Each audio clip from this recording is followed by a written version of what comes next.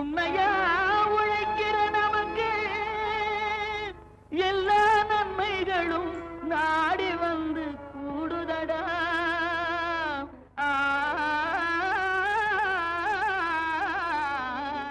நாட்டுக்கோழி வளர்ப்பில் வெற்றி கண்ட விவசாயி திரு எஸ் முருகேசன்.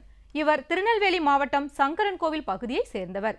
இவர் கடந்த 10 ஆண்டுகளாக பிராய்லர் கோழி வளர்ப்பில் ஈடுபட்டு வந்த இவர் திருநெல்வேலி கால்நடை மருத்துவக் கல்லூரியின் மூலம் நாட்டுக்கோழி வளர்ப்பு பயிற்சியின் 7 ஆண்டுகளுக்கு முன் பெற்று நாட்டுக்கோழி குஞ்சுகளை வாங்கி முறையாக வளர்த்து தற்சமயம் சுமார் 10,000 கோழிகளை வளர்த்து வருகிறார்.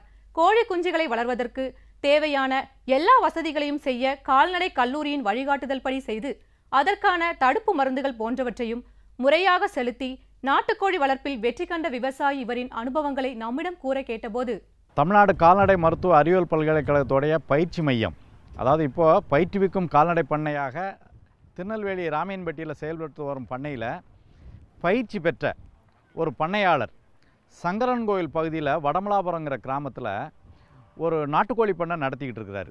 அவர் இன்றைக்கி வச்சுருக்கிற நாட்டுக்கோழிகளோடைய மொத்த பண்ணையோடைய எண்ணிக்கை வந்து 10,000 கோழி வச்சுருக்கிறாரு. 2 ஷெட்டில், ஒரு ஷெட்டு வந்து 5,000 சதுரடி இருக்குது, இன்னொரு ஷெட்டு 5,000, இன்னும் பண்ணையை வந்து இன்னொரு 6,000 சதுரடி விரிவுபடுத்த போகிறாரு.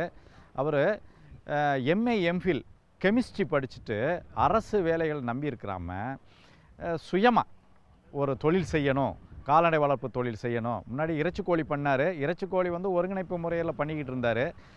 தானாக சொந்தமாகவே அந்த கோழி குஞ்சுகளை வாங்கி அதை வளர்த்து அதை விற்பனை பண்ணுறது எல்லாமே அவர் பண்ணுறாரு. அந்த தொழில்நுட்பங்கள் வந்து அவர் கற்றுக்கிட்டார்.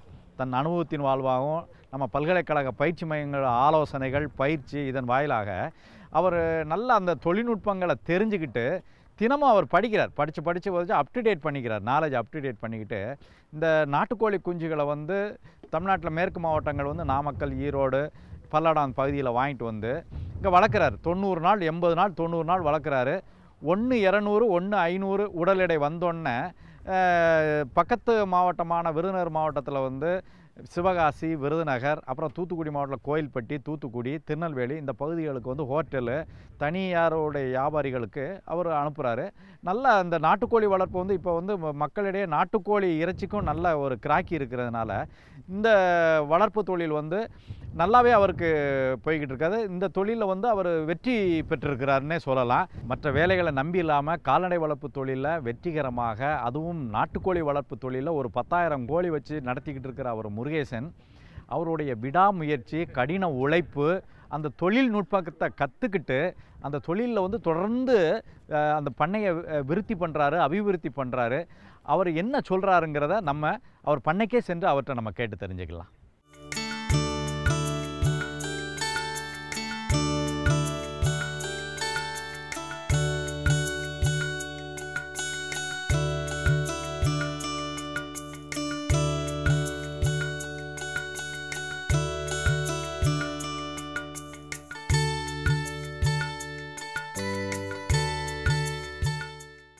விவசாயத்தினுடைய அந்த தண்ணி பற்றாக்குறைக்காக ஒரு சில முயற்சிகளை மேற்கொண்டு நாட்டுக்கோழி வளர்ப்பு அப்படிங்கிற ஒரு டாபிக்கு வந்திருக்கிறேன். இப்போதைக்கு இதுக்கு முன்னாடி வந்துட்டு கடந்த ஒரு 10 ஆண்டுகளாக பிராய்லர் கறிக்கோழி வளர்ப்பு வந்து அதிகமாக பண்ணிக்கிட்டு இருந்தேன்.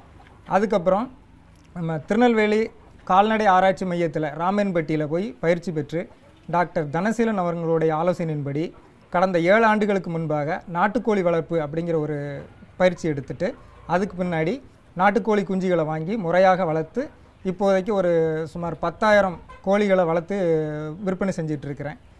இதுக்கு முன்னாடி பார்த்திங்கன்னா பிராய்லர் அப்படிங்கிற ஒரு வளர்ப்பு எடுத்துகிட்டு இருந்தப்போ அதிகமான லாபங்களோ எதுவும் கிடைக்கல. ஏன்னாக்கா அதனுடைய விலைகளில் ஏற்ற இறக்கங்கள் அதிகமாக காணப்பட்டது. பின்னர் தீனி பற்றாக்குறை, அப்புறம் மார்க்கெட்டிங் பண்ணும்போது நம்ம பேப்பர் ரேட்டு அப்படிங்கிற ஒரு மார்க்கெட்டிங்கில் வந்துட்டு நம்ம அதிகமான இடர்பாடுகள் உண்டு. அதனால் கொஞ்சம் சிறிது நஷ்டத்தையும் சந்தித்து வந்தேன். இப்போ இந்த நாட்டுக்கோழி வளர்ப்பானது அதிகமாக நம்ம பகுதியில் இல்லை, இருந்தாலும் வளர்க்குறவங்களுக்கு நான் அதிகமான ஆலோசனை செஞ்சு கொடுத்துட்டு குஞ்சுகளும் வாங்கி கொடுத்து முயற்சி செஞ்சுட்டு இருக்கிறேன். பராமரிப்பை பொறுத்தளவுக்கு பொடி குஞ்சு, அதாவது ஒரு 0 ஸ்டேஜில் தான் ஒரு நாள் குஞ்சியை தான் நான் வாங்கிட்டு வர்றேன். பொறிச்சு இன்குபேட்டர்லேருந்து ஒரு 16 மணி நேரத்தில் ஈரோடு, நாமக்கல், அப்புறம் பல்லடம் போன்ற பகுதிகளில் இருந்தால் இப்போ பர்ச்சேசிங் பண்ணிக்கிட்டு இருக்கிறேன். அங்கேருந்து கோழி குஞ்சுகளை வாங்கி கொண்டு வந்து இங்கே நம்ம பண்ணைகளை வச்சு வளர்த்து 90 நாட்கள் வந்து வளர்த்துட்ருக்குறோம். வளர்க்கும்போது பார்த்திங்கன்னா ப்ரூடிங் போட்டு அந்த ப்ரூடிங்கு தேவையான குஞ்சுக்கு தேவையான வெப்பம், தண்ணி எல்லா வசதியுமே உள்ளே செஞ்சு கொடுத்து ப்ரூடிங் போட்டு தான் கொண்டு வந்துக்கிட்டு இருக்கிறேன். ஒரு 10 நாட்களுக்கு வந்து கண்டிப்பாக ப்ரூடிங் ஸ்டேஜ், அதாவது எந்த விதமான காற்றும் பனி ஈரம் எதுவுமே உள்ளே போகாமல் வளர்த்து கொண்டு வந்துட்டுருக்கிறேன். 90 நாளைக்கு அப்புறம் ஒரு கோழியானது 1 கிலோவிலேருந்து 1.5 கிலோ வரைக்கும் எடை வந்துட்டுருக்குது.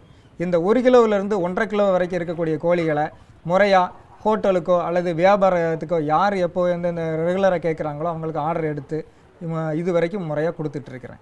இப்போதைக்கு தூத்துக்குடி, கோவில்பட்டி, சிவகாசி, விருதுநகர், மதுரை எல்லா இடத்துக்கும் மொத்தமாக நம்ம இந்த இடத்துலேருந்து நம்ம கோழிகளை வளர்த்து கொடுத்துட்ருக்குறோம். கொட்டையானது கிழக்கு மேற்காகத்தான் அமைய வேண்டும். 20 அடி அகலம், 250 அடி நீளம் போட்டால் ஒரு செட்டானது 5000 சதுரடி. 5000 சதுரடிங்கும்போது ஒரு சதுரடிக்கு ஒரு கோழி வீதம் 5000 கோழிகள் வந்து இந்த பண்ணைக்குள்ளே வளர்த்துக்கிட்டு இருக்கலாம். இந்த 5000 கோழி வளர்க்குறப்ப அந்த 5000 கோழிக்கு தேவையானது இந்த தீனி தட்டுகள், சிவப்பு கலராக இருக்கக்கூடிய அந்த தட்டு, தீனி தட்டு ஒரு ஸ்டெப் இருக்கும், தண்ணி தட்டு ஒரு ஸ்டெப் இருக்கும். 75 கோழிகளுக்கு ஒரு தட்டு வீதம் நம்ம பண்ணையில் வந்து மாட்டி வச்சுருக்கோம். இது தண்ணி குடிக்கிறதுக்கும் தீனிக்கும் ஆட்டோமேட்டிக்காகவே செயல்பாட்டுக்கு வந்துடும். அதுக்கப்புறம் பார்த்திங்கன்னா ஃபீடை பார்த்திங்கன்னா காலையில் 6 மணி லெவலில் 6 மணிக்கு 6லேருந்து 7 மணிக்குள்ளே ஒரு டைம் காலையில் தீனி போட்டு விட்ருவோம். அதுக்கப்புறம் மாலை வந்து 5 மணிலேருந்து 6 மணிக்குள்ளே ஒரு நாளைக்கு 2 முறை தீனி அளிக்க வேண்டும். ஒரு கோழியானது ஒரு நாளைக்கு எப்படி பார்த்தாலும் ஒரு 70 கிராம் தீனி சாப்பிடும். 70 கிராம் தீனி சாப்பிடும்போது 140 கிராம் தண்ணி சாப்பிடும். ஒரு ஃபீடிலிருந்து 2 மடங்கு தண்ணியானது ஒரு கோழி சாப்பிடுவதற்கு உகந்தது. கோழிகளுக்கு குளிர்ந்த தண்ணி தான் கொடுக்க வேணும். அதனால் போர் தண்ணியை நம்ம 1000 லிட்டரு சின்டெக்ஸ் டேங்கில் நிரப்பி வச்சு 1000 லிட்டருக்கு 60 மில்லி வீதம் ஹைட்ரஜன் பெராக்சைடுங்கிற கிருமி நாசினியை கலந்து 6 மணி நேரத்திலிருந்து 12 மணி நேரம் வரைக்கும் அந்த தண்ணியில் ஊற வச்சு, கிருமி நாசினியை ஊற வச்சு அதுக்கப்புறமா தான் நம்ம கோழிகளுக்கு ஆட்டோமேட்டிக் முறையில் திறந்து விடணும். சராசரியாக இப்போ நம்ம 10,000 கோழி வளர்க்குறேன்னாக்கா 10,000 கோழி ஒரே மாதத்தில் விற்பனையாக போகிறது இல்லை. ஒரு மாதத்திற்கு குறைந்தபட்சம் ஒரு 3000 கோழி, அதாவது 90 நாளைக்கு 30 நாளைக்கு ஒரு முறை நான் குஞ்சு இறக்கிக்கிட்டு இருக்கிறேன். ஒரு 30 நாளைக்கு ஒரு தடவை 3000 கோழி நான் வளர்க்குறேன். 3000 கோழியில் மார்க்கெட்டிங் பண்ணும்போது ஒரு கோழிக்கு குறைந்தபட்சம் ஒரு 20 ரூபாயிலிருந்து 25 ரூபாய் வரைக்கும் எனக்கு வருமானம் இருக்குது. இப்போ 25 ரூபா எடுத்துக்கிட்டேனாக்கா 75,000 ரூபா மாதம் வருமானம். அந்த இதில் இப்போ பண்ணையினுடைய கரண்ட் பில்லு, அப்புறம் வேலைக்கு இருக்கக்கூடிய ஆட்களுடைய சம்பளம், மற்றதெல்லாம் வந்துட்டு ஒரு 30,000 ரூபா வரைக்கும் செலவாயிரும். மீதி இருக்கக்கூடிய நம்ம 45,000 ரூபா நம்ம முதலீடு பண்ணுறவங்களுக்கு நம்ம எடுத்துக்கலாம். உங்களது விமர்சனங்களும் கருத்துக்களும் வரவேற்கப்படுகின்றன. எங்களது மின்னஞ்சல் முகவரி ddagri05chennai@gmail.com. மீண்டும் நாளைய பொன்விளை பூமி நிகழ்ச்சியில் சந்திப்போம். நன்றி, வணக்கம்.